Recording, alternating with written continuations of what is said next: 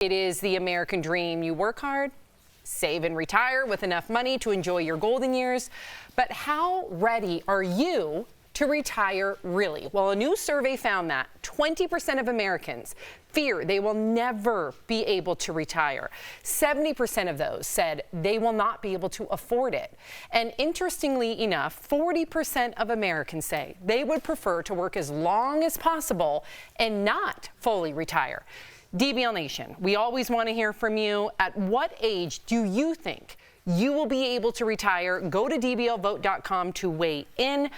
Believe it or not, we talked about this earlier, people look at people on television, whether it be SAG and why are they protesting when they make all this money. It doesn't always equate to that. You know, I worry that I'm not going to have enough money to retire. Do each of you worry?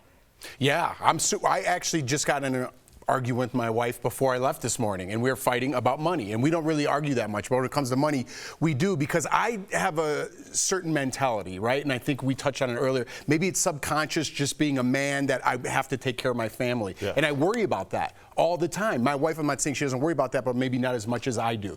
I did what I was supposed to do, you know, quote unquote. I went to college. I didn't find my wife though, and I didn't get a job. I went to LA to try to be an actor. So I have that struggling actor mentality. And when I get money, I want to save it, right? Because I don't know what's going to happen. Where's my next job going to come from? This is a weird environment that we're working in right now. I could lose my job any day. I know I'm not going to, Bert, but I know I could lose it any day. What if Bert just turned around and walked away? Well, he always talks about like cancel culture. I'm saying if I say one wrong thing up here, it could be the end of my job. Do I have enough saved to get us to the next spot, to pay the mortgage? I have 2 kids to pay their school bills. It's something I worry about all the time. I'm starting to reach out, try secondary things, but I don't have enough money saved to start the business that I want. Right. Do I want to take out a loan and pay the interest against that? Do I dip into my savings? It's hard.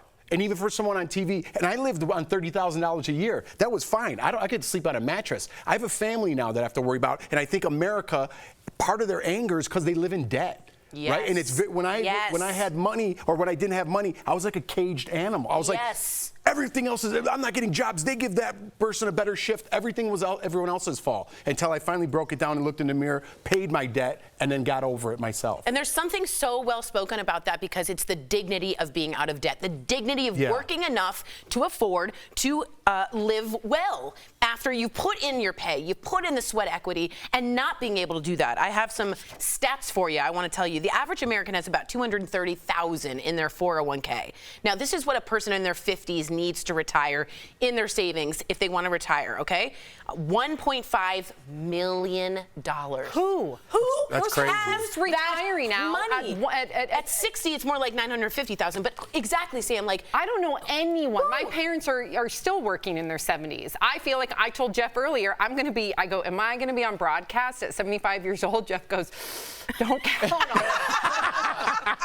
Hey, to be fair, I said I got a couple years left myself.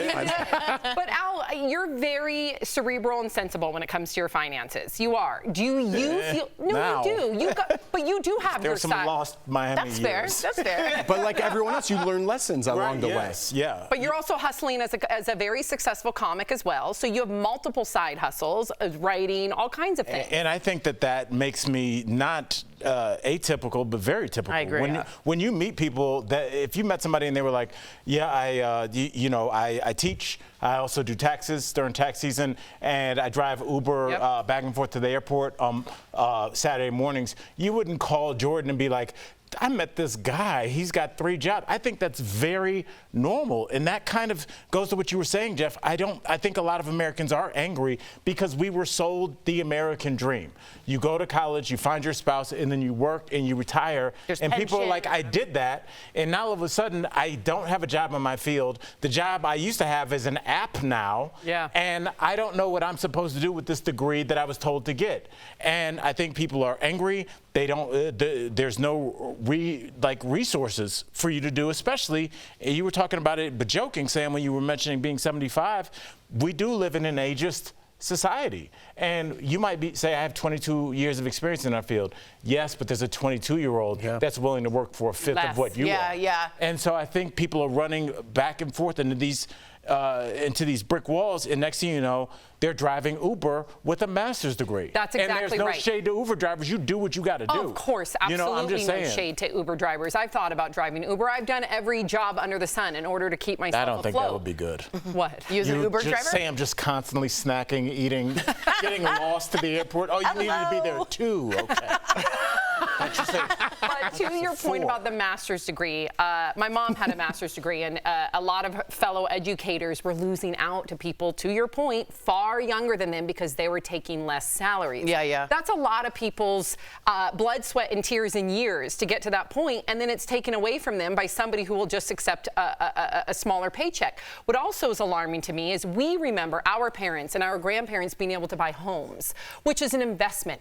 No one can buy a home anymore. Yeah, that's out of control. That's out of control, and it's out of reach. And it's prohibitive. Like, if you own a home, that's prohibited to a certain level of income, or you just cannot do it. I want to just read this meme. It's really quick. But I also have to say the living wage and inflation needs to shift, and we have to look at corporations here.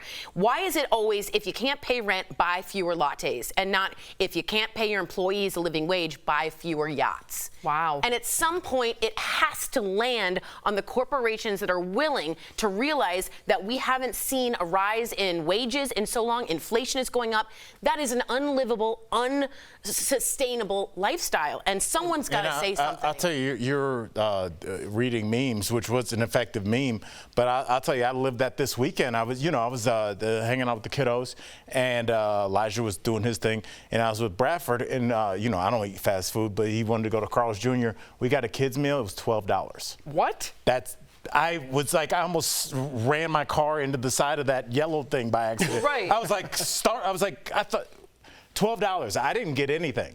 And it was $12. So what if you got 3 kids, Jeff? Right. Yeah, exactly. What if your wife's hungry, Jeff? So now just for a little fast food lunch, we're talking about $50. Exactly. That's insane. And That's right. anything that you want to do, there's nothing that you can do that's free really anymore. Right.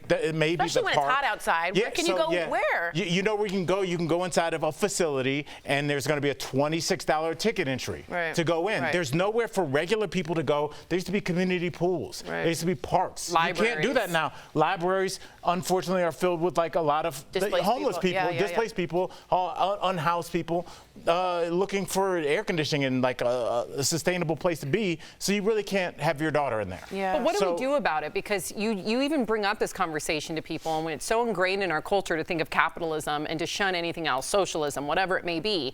So what do we do? Do we not get to retire? Because if $230,000 is in the bulk of people's 401ks, if you're lucky enough to have one, how long is that going to last if you're retiring at 65 and then your life expectancy is 85? And Sam, and that's an ideal scenario you painted. Let's not forget that we just went through an opioid crisis. We don't call it, the drug war anymore. It's a crisis, but we lost a lot of young people. So now a lot of people 65 are raising 7-year-olds and 12-year-olds. And the pandemic. The idea that you're not going to be caring for one of your kids is highly unlikely. Right. That one of your kids is not going to be living with you in their late 20s is highly unlikely. That's another mouth to feed. Yes, that's another. Yes. Right. So and eggs. Remember, eggs are like $9. Yeah. God forbid you break an arm. Yeah. No. You get sick. You're in the hospital. You're in the ICU. Healthcare is another nightmare. Yeah. I'll say this. I know we got to go, but I remember Kamala Harris said something during her vice president speech. I know people don't like her. It doesn't matter. But it really resonated with me. She said, "I'm thinking about the mother that's in front of the emergency room, looking at those doors, knowing that if she takes her kid in there, that they can't afford it, and it will." And I remember having those feelings, not having health insurance with your Achilles, and just knowing with my Achilles, like if my foot, I cannot feel my foot. I definitely have a ruptured Achilles. I have no health insurance, and I have zero money. Wow. And I remember having, and I was right. It put me in debt for 4 years. My mentality, we just had this conversation, we'll get out of here. Me and my wife were talking this weekend about, I go, if my leg got chopped off by this beam right here, I would drag myself to the car and drive there. Because I'm not paying for an ambulance. And I have health insurance. And that's in my mind. I'm like, I'm not paying for that. Even with health insurance, you're looking at I'll drag myself to the hospital. That's an insane way to live. Right, and that's my mentality, though. That's an insane way to live in a developed country. That's insane. Yeah. I know. Well, that was a really good conversation. Let's see what our viewers Wasn't say. as good as the Irina Shayk comment, but we'll just wait for that. What age do you think that you will retire? 39% of you say 65. 42% say never. That speaks volumes. Never. 12% 70. Half. What happened? Yeah, I know. Yeah. Well, there you go.